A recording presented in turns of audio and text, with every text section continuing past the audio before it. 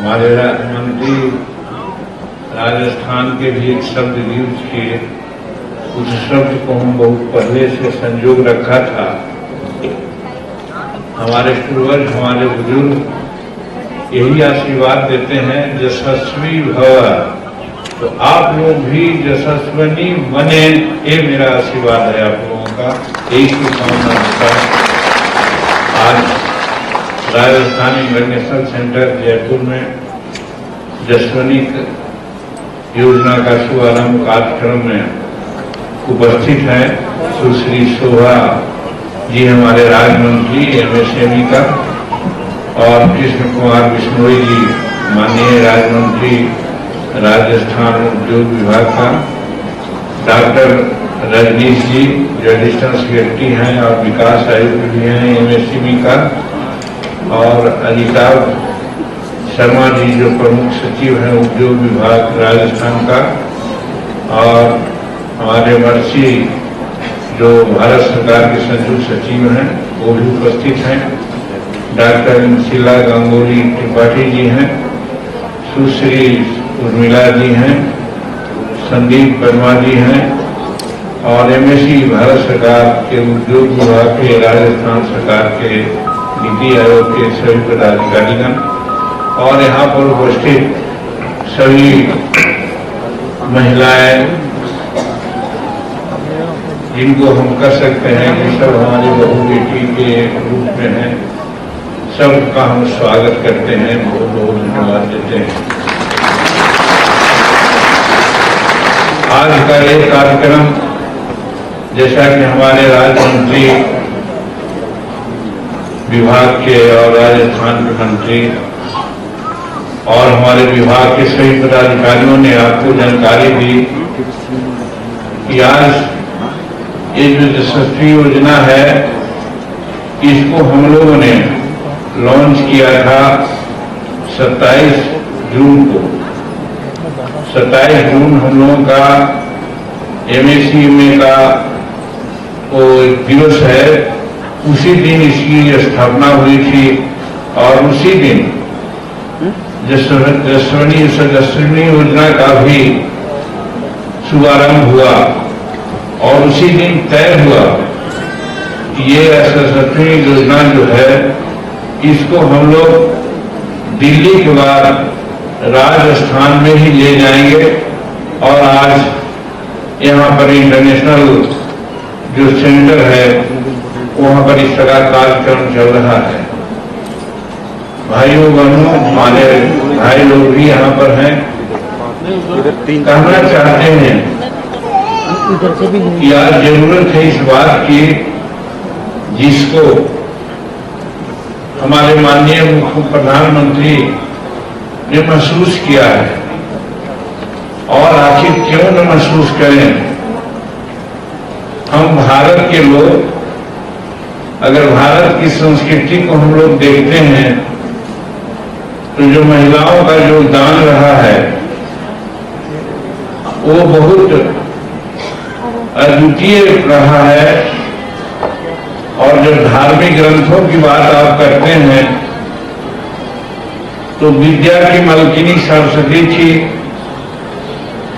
और धन की मालकिनी लक्ष्मी थी, और उसी प्रकार से बल यानी योद्धा के रूप में हमारे दुर्गा जी थी। कहने का मतलब मनुष्य के आयाम में ये तीन शक्तियां बहुत बड़ा काम करती है। ये तीन शक्ति जहां है वहां उस समाज का, उस व्यक्ति का, उस देश का कोई नहीं बिगाड़ सकता है। तो यही कारण है कि सरस्वती के रूप में, दुर्गा के रूप में और लक्ष्मी के रूप में हमारी तीन महादेवियां थी जो हिंदुस्तान को आगे बढ़ाने में काम किया, और हमारा हिंदुस्तान जगत गुरु का तगमा लिए हुए था। यही कारण था कि इन लोगों को बढ़ाने की बात आई थी। आज हम लोग कंटिक भूल गए महिलाओं के योगदान को, और इधर बीच में भी आपने देखा चाहे चंद्रमा पर जाने की बात हो, अंतरिक्ष में जाने की बात हो, सेना में जाने की बात हो, या अन्य कर्तव्यों को दिखलाने की बात हो, तो हमारी बेटियां कभी पीछे नहीं रही। लेकिन सच्चाई है कि हम लोग अपने बेटियों को दरवाजा यानी जो चौखट होता है उसके अंदर कैद कर रखा है। ये बात जरूर है, जब 21वीं शताब्दी में हम लोग आए हैं तो 20वीं शताब्दी के उत्तरार्ध से ये प्रयास चल पड़ी है कि हम महिलाओं को उचित दर्जा दें। और यही कारण है कि चाहे राजनीति का क्षेत्र हो, विज्ञान का क्षेत्र हो, हमारी बेटियां बहुत आगे बढ़ कर के काम कर रही हैं। मैं तो ये मानता हूं कि आज बेटा लोग होते हैं, उनके बारे में हम लोग तो जरूर सोचते हैं कि हमारे पास बेटा रहे ज्यादा अच्छा है। लेकिन व्यक्तिगत अनुभव से हम अनुभव करते हैं कि जो सेवा और जो भक्ति भाव माता पिता के प्रति बेटियां रखती है, बेटा वो नहीं रख पाते हैं। ये मैं कहना चाहता हूं आज के दिन में। और यही कारण है कि हमारे यशस्वी प्रधानमंत्री जी ने इस मूल्य को समझने का काम किया है। और काम करने के बाद हमारे MSME के माध्यम से ये जो यशस्वनी हमारी योजना है उसको उन्होंने लॉन्च करने की बात की है। यशस्वनी हम लोग बोलते हैं, लेकिन इसका अर्थ भी कुछ है। यशस्वनी का अर्थ होता है सफल, गौरवशाली और प्रतिभाशाली महिलाएं। ये तीनों गुण जिनमें समाहित हो, हम उनको यशस्वनी कह सकते हैं। तो आज ये तीनों गुण को समाहित करने के लिए आज ये योजना आपके यहाँ राजस्थान में लॉन्च हो रहा है। हम समझते हैं इसका लाभ मिलना चाहिए हमारी बेटियों को, हमको। और राजस्थान में इस योजना को लाने का पहले हमारा उद्देश्य भी रहा है। राजस्थान की महिलाएं शारीरिक रूप में भी बहुत मजबूत होती हैं, कलाकृति में भी इनका एक गजब का योगदान होता है। इसलिए जब हम सूक्ष्म या लघु या मध्य उद्योग की बात करते हैं तो हमारी अवधारणा होती है कि राजस्थान की महिलाएं इसमें निश्चित रूप में आगे बढ़ेंगी। और आज हम देख रहे हैं जो बहु बेटियों का साथ साथ हमारे भाइयों का जो यहाँ पर आगमन हुआ है, उनकी जो उपस्थिति है, ऐसा दर्शाता है कि सबके दिमाग में ऐसी बात है कि हम कुछ करें। और उसके लिए भारत सरकार कृत संकल्प है। भाइयों बहनों, अभी कुछ उदाहरण आए हैं जो यहाँ हमने देखा राष्ट्रीय अंतर पर या राष्ट्रीय जगत में पुरस्कार पाने वाले लोग और आश्चर्य की बात करने वाले लोग हमारे दिव्यांग बेटियां भी हैं। और यही कारण है कि जब हम पटना में KVI का निरीक्षण कर रहे थे खादी उद्योग का, तो वहां पर एक विकलांग निःशक्त बेटी हमारे सामने आई। दोनों पैर से वो निःशक्त थी, लेकिन मात्र 5 लाख रुपया हम लोगों ने KVI के माध्यम से उनको दिला रखा है। तो अगरबत्ती बनाने का कार्यक्रम करती हैं। आपको सुन करके जरूर ये आश्चर्य होना चाहिए या सीख लेना चाहिए कि 5 ही लाख में इतना अच्छा वो काम करके दिखला रही है कि विदेशों से उनके अगरबत्ती का मांग आ रही है, विदेशों में भी वो भेज रहे हैं। यहाँ पर एक निर्णय लिया है, हम उस बेटी से पूछा, बेटी आखिर तुम्हारे सामने कोई समस्या भी तो है? तो उन्होंने कहा अंकल 5 लाख रुपया से हम आज 5 साल 6 साल से काम कर रहे हैं, हमारा मार्जिन मनी नहीं मिलता है कि आगे हम कुछ लोन लें बैंकों से, यानी 5 लाख रुपया ली होगी तो कुछ मार्जिन मनी देना होगा, हुआ होगा 25% या 20% बताएंगे हमारे पदाधिकारी। तो उसी क्षण हमारे दिमाग में बात आई कि जो हमारी बेटियां 80% के आसपास में विकलांग हैं, निःशक्त हैं और वो काम करना चाहती हैं, तो 25 लाख रुपया तक का मार्जिन मनी देने की कोई जरूरत नहीं है, उनको भारत सरकार देगी, ऐसा हमने निर्णय लिया। हम समझते हैं कि निःशक्तता उस बेटी का कोई उसमें योगदान नहीं है, चाहे समाज का योगदान रहे, प्रकृति का योगदान रहे, लेकिन निःशक्त हो जाती हैं और वैसी अवस्था में उद्यमी होकर के इतना बड़ा काम करना चाहती हैं कि जो विश्व के लोग आकर्षित होते हैं। तो हम समझते हैं कि नरेंद्र मोदी जी की सरकार में रहने के कारण हमारे दिमाग में बात आई कि हम 25 लाख रुपया तक उन लोगों को मार्जिन मनी नहीं लगने देंगे ताकि वो विकास कर सकें। तो आज के दिन में हम यही आप लोगों से कहना चाहते हैं कि MSME जो हमारा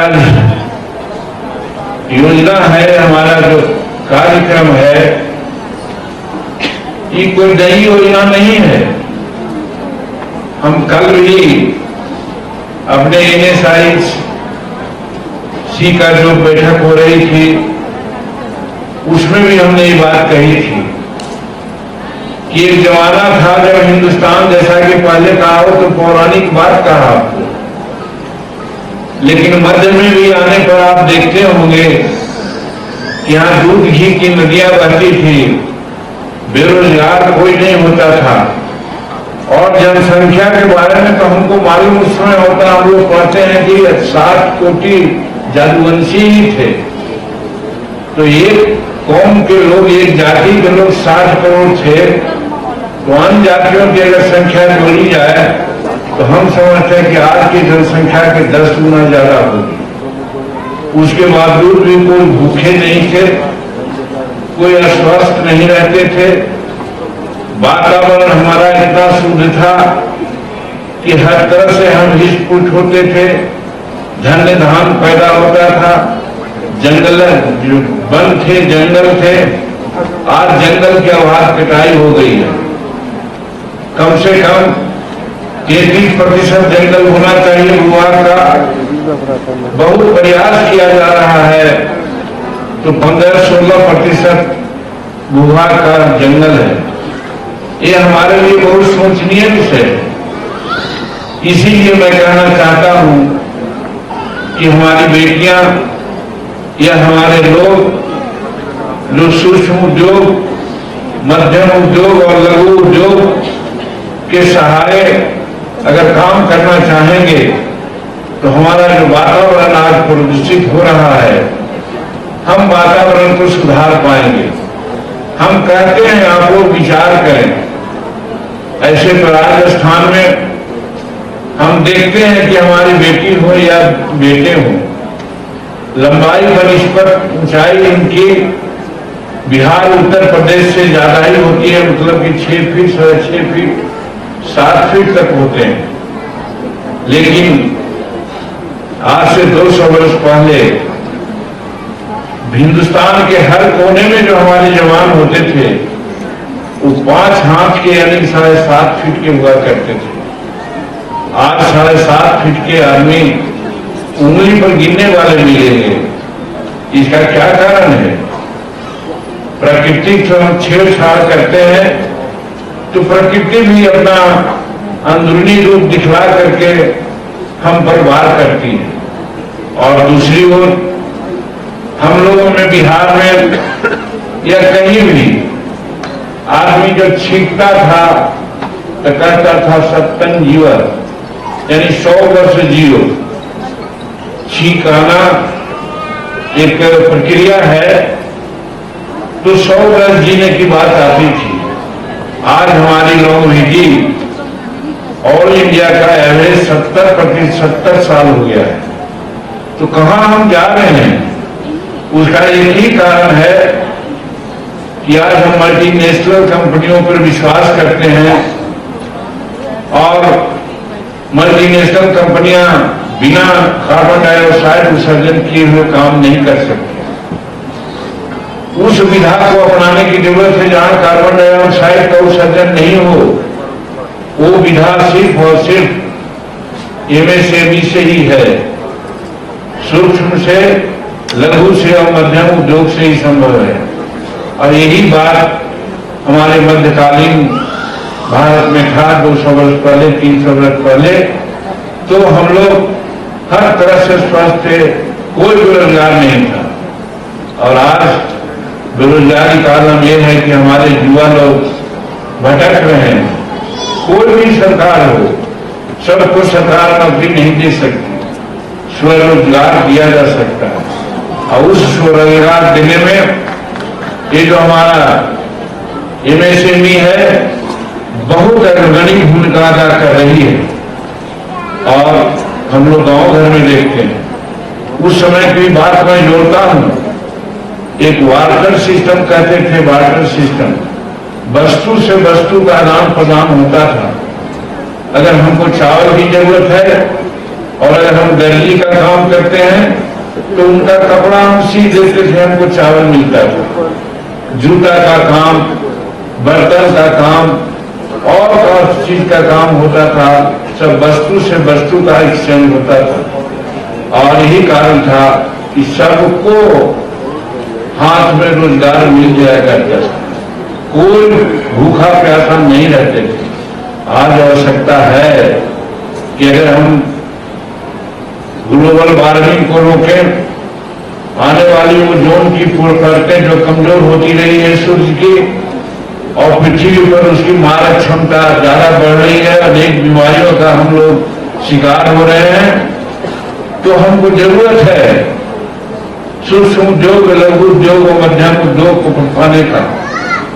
और जहां तक महिलाएं का सवाल है, अभी हमारे विकास आयुक्त बोल रहे थे, कुछ डाटा दे रहे थे। मैं तो ये कहता हूं कि महिलाओं का योगदान, वो जो डाटा आप दे रहे हैं वो कम है। हम समझते हैं चाहे देश का इकोनॉमी हो या घर परिवार का कार्यक्रम हो, 70% योगदान हमारी बहु बेटियां का होती है, ये हमारी मानना है। इसीलिए ठीक हमारे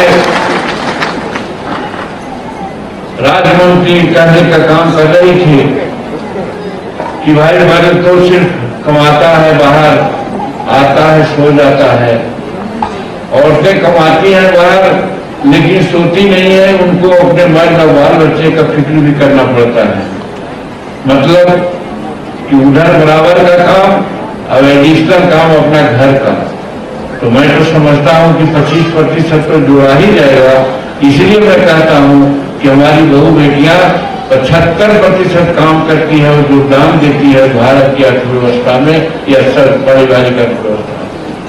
तो इस चीज को नकारना नहीं चाहिए और इस चीज को स्वीकार करके हमको इनको आगे बढ़ाने की आवश्यकता है। आज टेक्नोलॉजी सेंटर की बात आती है, आज क्लस्टर की बात आती है। हम आते आते विभाग में देखने का काम किया है, कहीं न कहीं क्षेत्रीय इम्बैलेंसेज हुआ है। जहां आवश्यकता है इसकी या इसके चलते वहां बेरोजगारी दूर कर सकते हैं, वैसे स्थानों में भी टेक्नोलॉजी सेंटर की स्थापना होनी चाहिए, क्लस्टर का होना चाहिए। क्लस्टर से मतलब है, अगर हम होनी जाते हैं, हम दर्जी का काम करते हैं, हम और काम करते हैं कॉटन का, सिल्क का, अगर वहां पर अकेला काम करते हैं और वहां पर एक हमारा क्लस्टर अगर हो जाता है, कुछ कर्मचारी रहते हैं, हमारा टेक्नोलॉजी लोग वहां पर रहते हैं, तो क्या आवश्यकता उनकी है रॉ मटेरियल की, क्या आवश्यकता है उनको बाजार की, सबकी व्यवस्था टेक्नोलॉजी से ये हमारे क्लस्टर सेंटर में होता है। अगर वैसा किया जाएगा तो निश्चित है कि हमारी बेटियां, हमारे बहू जो आज गांव घर में रहती हैं, अगर उनको क्लस्टर के माध्यम से सुविधा मिल जाएगी तो आज शहरों में आकर जो आज खाद क्रांति है, उनको लाभ कम मिलता है, उनको लाभ मिलने लगेगा। इसलिए से अधिक हर व्यवसाय में, व्यवसाय का नाम हम दो ही लिया, दर्जनों ऐसा व्यवसाय है जिसमें हमारी बहु बेटियां लगी रहती हैं। लेकिन एक बात जरूर कहना चाहते हैं, कल भी हमने कहा है, भारत सरकार बैंकों को कम से कम हमारे एमएसई के लोगों को, लघु उद्योग और हमारे सूक्ष्म उद्योग के लोगों को बढ़ावा देने के लिए बैंक गारंटी देती है सरकार, लेकिन बैंक से कर्ज मिलने में थोड़ा सा दिक्कत होती है। हमारे विकास आयुक्त यहाँ बैठे हैं, कल थे या नहीं थे, NSIC के जो कार्यक्रम था, हम स्टॉल देख रहे थे, 2500 स्टॉल लगा हुआ था, एक से एक चीज बढ़िया बनाए हुए थे जिसके बहुत मांग है समाज में और उससे उनका रोजगार मिलता है। लेकिन 12-13 स्टॉल लगे हुए थे, किसी ने नहीं कहा कि हमको बैंक से कुछ मिला है, हम अपने आप कर रहे हैं। ये दुखद संयोग। अगर ऐसा रहेगा तो हमारे बहू बेटी कैसे काम करेंगे? तो बैंक को सुधारना होगा या सुधारना होगा, क्योंकि हम बैंक गारंटी दे रहे हैं, तब फिर बैंक में लोन एडवांस करने में इतनी दिक्कत क्यों होती है? और खास करके हम ये नहीं करते हैं। अभी आपने कहा कि यहाँ 25,000 बड़े बड़े उद्योग हैं और लगभग 6 करोड़ के आसपास, आपने 4 करोड़ 75 लाख कहा या क्या, हमारे समझ से 6 करोड़ यहाँ पर हमारे सूक्ष्म लघु और मध्यम उद्योग है। इसमें लगभग 12-13 करोड़ लोग लगे हुए हैं। तो जब हम बेरोजगारी मिटाना चाहते हैं, बैंकों का राष्ट्रीयकरण हुआ है, बैंक गारंटी हम देते हैं, तो हमको लोन सुलभ करना होगा। अगर लोन सुलभ करेंगे तो हमारा MSME और जो ये यशस्विनी योजना है सफल हो सकती है। और इस माने में हम आश्वस्त करना चाहते हैं राजस्थान के भाइयों बहनों को कि भारत सरकार की ओर से जो भी उपाय बनेगा हम जरूर करेंगे। माननीय प्रधानमंत्री जी का यह विजन है, उनके माध्यम से मैं कह रहा हूँ। और राज्य सरकार में भी शर्मा जी हैं, हमारे बिश्नोई जी यहाँ पर हैं, ये सब सुन रहे हैं बात को। यहाँ पर भी बैंकों से जो दिक्कतें होगी उस दिक्कतों को दूर करने का प्रयास करेंगे, तभी हमारी बहू बेटियां समाज में एक तरह से मनुष्य पुरुष के भांति अपना दिमाग लगा करके आगे बढ़ेगी। यही मैं आज के समय में कहना चाहता हूँ। तो आज और भी आगे कार्यक्रम चलेगा, हमको टेक्नोलॉजी सेंटर वगैरह क्या होगा, तकनीकी बात होगी। ये बात सही है कि कुछ आवश्यक कार्यक्रम है, हम लोगों को लौट जाना है, इसलिए नहीं और कार्यक्रम आप लोगों का हम देखते। और फिर कभी समय आएगा तो जो हमारे यहाँ पर अनेक सेंटर हैं, हम खास करके, हम भी गांव के रहने वाले हैं, हम शहर से मेरा कोई मतलब नहीं। आज भी मैं अपने गांव में जाता हूँ, मुख्यमंत्री बिहार के था, उस समय भी अपने गांव में जाकर हम रहते थे। तो हम राजस्थान आवेंगे और सूक्ष्म उद्योग हो, लघु उद्योग हो, या हमारे मीडिया के द्वारा जो कार्यक्रम हो रहा है, किसी गांव में भी जा करके हम देखेंगे तो जैसे चावल खलिया में देखा जाता है तो एक चावल को देखा जाता है कि सिद्ध हुआ कि नहीं हुआ, उसी प्रकार से हम गांव में भी जाकर के आप लोगों का एक कार्यक्रम को देखेंगे, समझेंगे कि क्या तकलीफ आपको है, क्या दिक्कत है, कैसे ही काम को और आगे बढ़ाया जा सकता है। इसमें हम आपका सहयोग करेंगे, राजस्थान की सरकार को सहयोग करेंगे। हमको उम्मीद है कि राजस्थान की सरकार और वर्तमान मुख्यमंत्री निश्चित रूप में आप लोगों की समस्या पर रूबरू होंगे और आपके विकास के लिए आगे बढ़ेंगे। इन जन शब्दों के साथ आपका सुखद भविष्य का हम कामना करते हैं और शुभकामना देते हैं कि आप दिन दूनी रात चौगुनी के हिसाब से प्रगति करें और हर तरह से मनुष्यों के दौर में, पुरुषों के दौर में बेटियां आगे बढ़े, यही मेरी कामना है। बहुत बहुत धन्यवाद।